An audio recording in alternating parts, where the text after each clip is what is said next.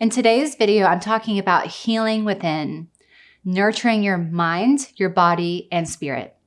So I'm going to be going through each of those levels and talk about ways that you can heal and why this holistic approach to healing really serves as the best foundation for you to be able to live with your highest potential. For me on my journey, the moment that I started looking at healing as addressing the mind, body, and spirit, everything changed for me. So I'm really passionate about the idea of this holistic approach because I have seen it help me and I've seen it help so many others. It changes all aspects of your life. And, at a certain point in my career, about 5, 6, 7 years ago, I started bringing in more of the spirit into the practice. And I found that people really accelerated in how fast they could quiet their minds, live from their heart, and then create the life that they want with all the abundance that they want. And so one thing I always come back to is in order to be our best selves, we need to be healthy on the physical level, on the mental level, and the spiritual level. When you take all of these approaches and fuse them into one, you can find an area where you were stuck, that you weren't able to move through your resistance. And when you look at maybe why it was connected to a different level and you clear that up, it allows everything to move through.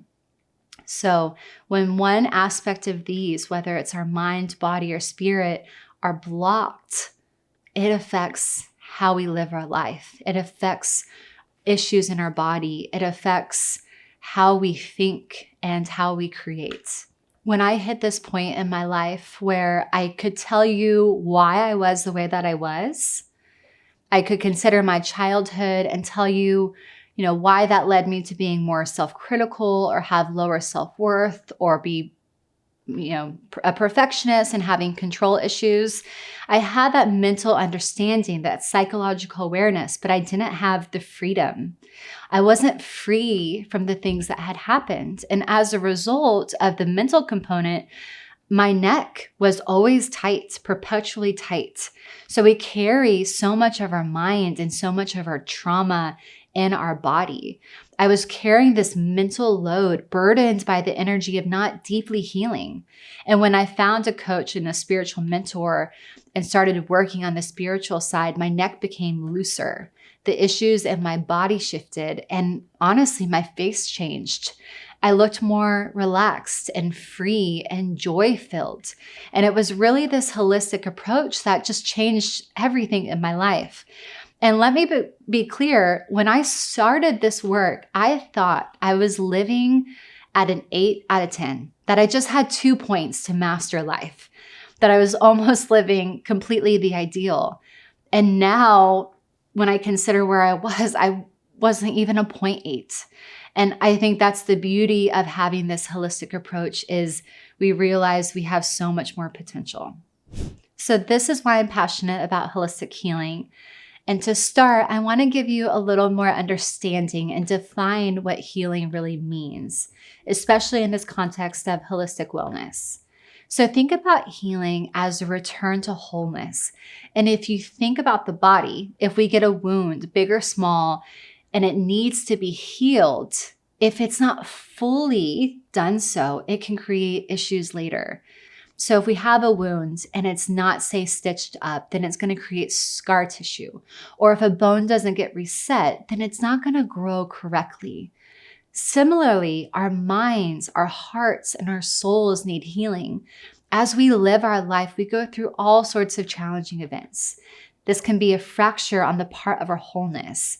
It might be a really painful breakup, an early childhood experience, maybe the distress of not listening to your intuition, the self-abandonment that can come from that, anything that pushes you out of alignment. So anything that we do that's out of alignment with our highest will, our highest self, can create wounds. And regardless of what type of wound or trauma, we all need a little healing on some level. It might be just in our body or our mind or our heart or our soul or on all levels. We can't heal what we hide, ignore, cover, or avoid. In this video, I'm going to discuss how you can work to return to wholeness on all of these levels. And as a result, you may experience how interconnected all of these levels are. And many clients that I work with, as we begin to start to heal the mind or the psychological level, and perhaps the heart, I always see that the body heals as well. And especially when we bring in the spiritual and the soul component. So let's talk about healing the mind.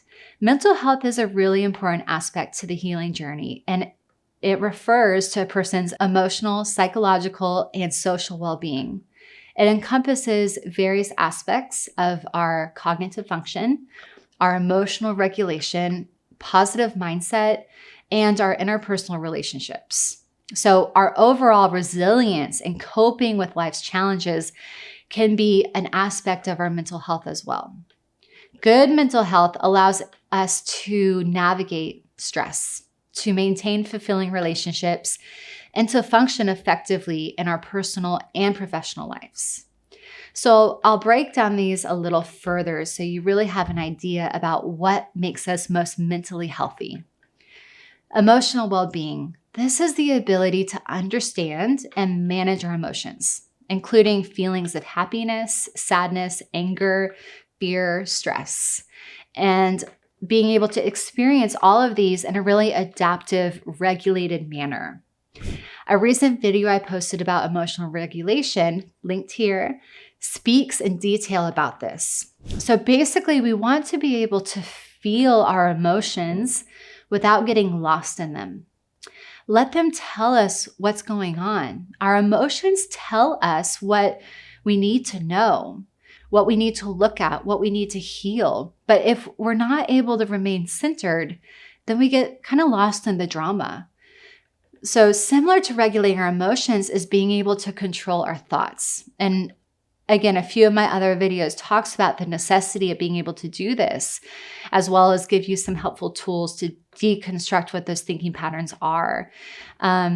Mental regulation to me is about quieting the mind, which I think is essential. Psychological well-being is having a positive sense of self. So high self-esteem, self-efficacy, a sense of purpose and meaning. It involves the ability to cope with adversity and to really bounce back from setbacks and challenges. Being able to have a sense of courage, self-responsibility, determination, and willpower really helps us build that psychological aspect of well-being. And speaking of resiliency, this is our capacity to adapt and cope effectively with challenges. Resilient people are able to maintain a sense of balance and perspective during really difficult times. They move through it with more grace and more beauty, being able to see it as a small blip on a really long road. I think it's a mindset that really helps us not only move through difficulty, but letting it go once we've passed it. So a lot of times we get so focused on the difficulty that we keep wounding ourselves instead of moving forward. The social piece here is being able to have relationships that are really fulfilling.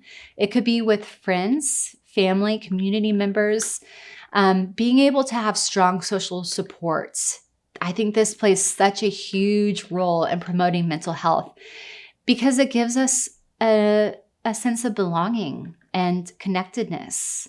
So there's a ton of research on people's well-being when they're in cultures that really prioritize community and ones that do not. And so us being able to have relationships that inspire us, that support us, that care for us, that give us some sense of positive feedback is such an important part of mental health.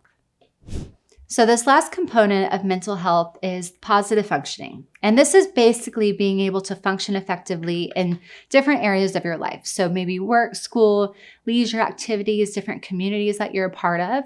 And it's also about being able to set and achieve different goals, communicate effectively, and be able to engage in activities that promote your personal growth and your fulfillment. Overall, mental health is very dynamic and very multifaceted. It's a big aspect of our well-being, and it encompasses a range of cognitive, emotional, and societal factors. And prioritizing our mental health is very essential. It's a big part of what allows us to have quality of life. And if one of those aspects isn't functioning, it's going to be helpful to find coaching or therapy that allows you to get some insight on what might be going on in the background that it's being blocked.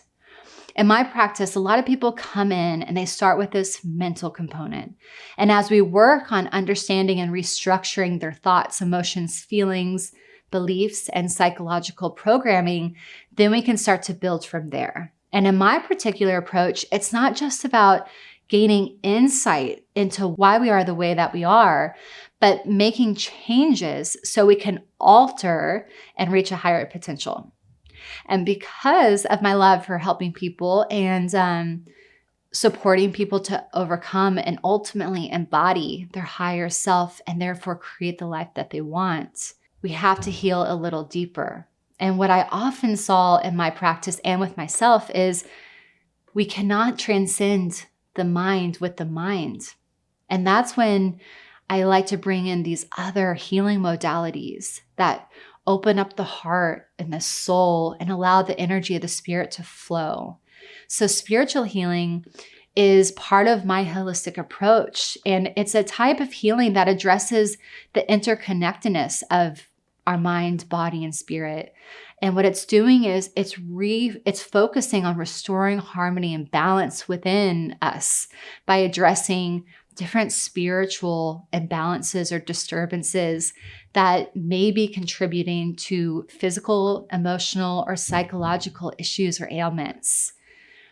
Spiritual healing is really based on the belief that each person has an innate capacity for healing, and that by accessing their spiritual resource can facilitate this healing process.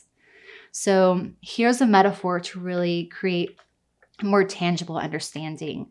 Think about a rose bush that you plant in the ground.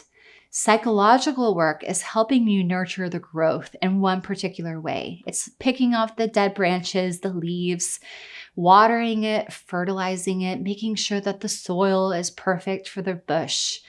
You make sure it's in a good environment that helps it reach its potential, which is a beautiful, flourishing rose bush. But how well can the rose grow if there's no sun? The sun is the spirit. It's the energy that allows us to grow upward and ultimately flourish. And you cannot flourish without it. So spiritual healing is removing anything that is blocking that sun. It's nourishing you on every aspect of yourself, your atoms, your molecules. And this is why, in my opinion, it's so necessary to reach your potential. It's not about surviving, it's about thriving, flourishing. And we all have this capacity. And for me, spiritual healing is what serves to accelerate this growth. Here are some key principles of spiritual healing. It's being able to connect to a higher consciousness. And it involves being able to see ourselves as more than what we are. So seeing us for our potential and allowing us to connect to that higher power or that universal energy or that divine source and being able to receive guidance, support, and healing through connecting to that source. And as a result, we get more purpose, more meaning, and we transcend beyond the physical realm. With this holistic approach, the spiritual aspect recognizes the interconnectedness of all of these levels. And when we look at it from that view, we can see that if something isn't flowing on the spiritual level, it's really going to impact our minds and our body. So if you're having a hard time moving through something mentally, then being able to connect to that spiritual core through self-reflection, being able to meditate, to understand what's inside of you is going to be manifested outside of you, being able to heal different blocks, different traumas or negative patterns that might be contributing to illness or dis-ease, so not having peace. And there's many different healing energetic practices. They can be modalities that involve working with your energy to facilitate healing on a certain level. It could be helping restore the balances of your aura, your chakras. There's many different systems of our spirit, and finding a practitioner that is really, really trained in some of these can help restore the sense of aliveness, this vitality. And what I'll say here is not all practitioners are alike. So when you're sitting in front of someone and thinking about spiritual healing, you want to make sure that the person feels light, that they feel joy, that they have levity, that being able to trust in the energy of the person that's going to help you heal is really, really important. So this spiritual aspect is a little less known than the mental aspect and certainly the physical aspect, but different rituals, different ceremonies, different aspects of our spirit and connecting into our soul, to me, is such a beautiful, sacred practice that allows us to reach that potential. If you want to start right now, I recommend start with prayer, meditation, and visualization. These things cost nothing. You don't have to find a practitioner, and there's so many resources. So just wrapping up spiritual healing, it's really a deeply transformative, empowering process, and it honors our innate wisdom and our potential that's in each of us, and it offers a way in which we can integrate the energy of our spirit, of our soul, of our heart, of our minds, and embody it in our physical so we can feel whole, we can feel balanced, and we can feel like we have the power to create anything that we set our intention to. The final section is physical health and well-being. And I want to say off the bat, this is the area I had the least amount of expertise and education on. I do have some formal training and informal training regarding mind, body, health, nutrition, fitness, but nowhere near the expertise I have in the mind and the spirit. So what I'm going to go through here is more broad and less specialty. Before I get into some of the key aspects, I want to make another thing really clear. When we're healing our mind and our spirit, our body does change. So many of the physical issues manifest as a result of the wounds that we have not healed. There are so many examples of this. And if you want to dive in further and get maybe more into the specific, I recommend the work of Gabor Mate, Mark Hyman, Zach Bush, and Joe Dispenza. They're all amazing resources from scientific approaches that have seen how connected our physical being is to our mental and spiritual. Physical well-being and health refer to the overall state of a person's physical body and our ability to function optimally in daily life. Parts that are connected to the physical well-being is our health, nutrition, so eating a balanced diet that really provides ourselves the essential nutrients, vitamins, and minerals. Then we have exercise and physical activity. So regular exercise is really, really essential, I think, to maintaining not just our physical health, but our mental health too. That a lot of times if someone comes in to see me and they have anxiety or depression or things aren't working correctly in their life, I'll always ask if there is a physical aspect to their life. If they're running, if they're doing yoga, if they're doing something. If they're not doing that, then that's like my number one, because I think it is so foundational to us feeling good. And remember, this is a very holistic approach that isn't just focused on our spirit and letting go of our physical body. We need to make sure we're eating well. And, there's so many different lifestyle choices and diets for each person. So you have to find what really works for you.